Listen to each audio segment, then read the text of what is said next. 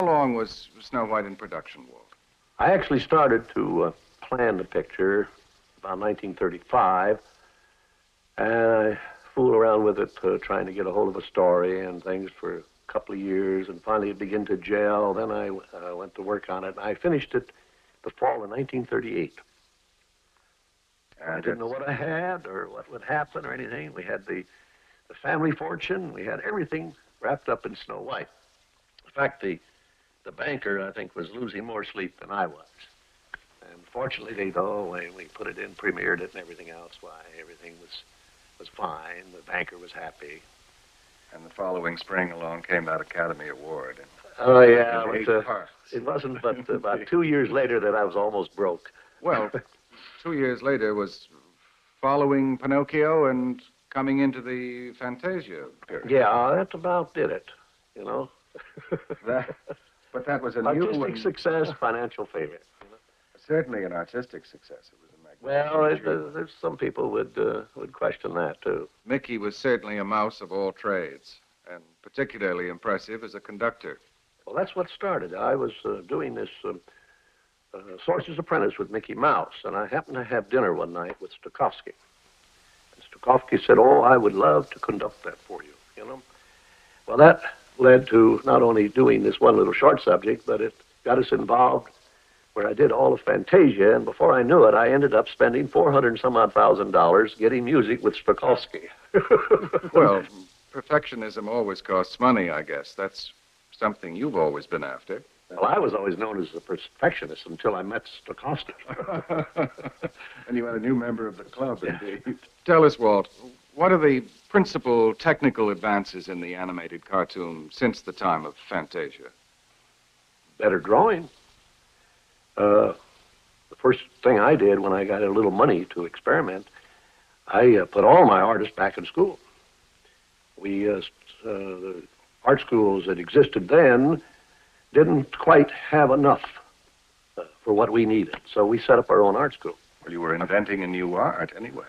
Well, yes, but we were just going a little bit beyond what they were getting in the art school, where they work with the static figure.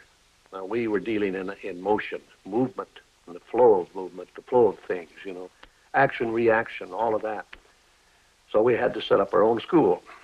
And out of that school had come the artists that now make up my staff here, and more than that, the artists that make up most all of the cartoon outfits in Hollywood. Were directly or indirectly out of my school. Hey there, Disney fans. You know, growing up, Disney was an absolute dream factory. From The Lion King to Beauty and the Beast, they had this incredible knack for storytelling.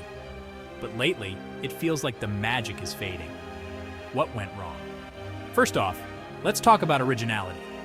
Disney once prided itself on creating fresh, imaginative worlds. But now, it seems like we're getting endless sequels, reboots, and live-action remakes. Remember when they announced the live-action Lion King? We all hoped it would capture the essence of the original. Instead, it felt like a soulless imitation, lacking the heart and charm of the animated classic. Another issue? Over-commercialization. Disney used to be about telling great stories and then maybe selling some merch on the side. Nowadays, it feels like the main goal is to sell merchandise first and tell a story second. The parks are more expensive than ever. And let's not even get started on the endless stream of Disney Plus content that feels more like filler than must-watch TV. And what about creative risks? Remember when Disney took a chance on something different, like Fantasia or The Emperor's New Groove?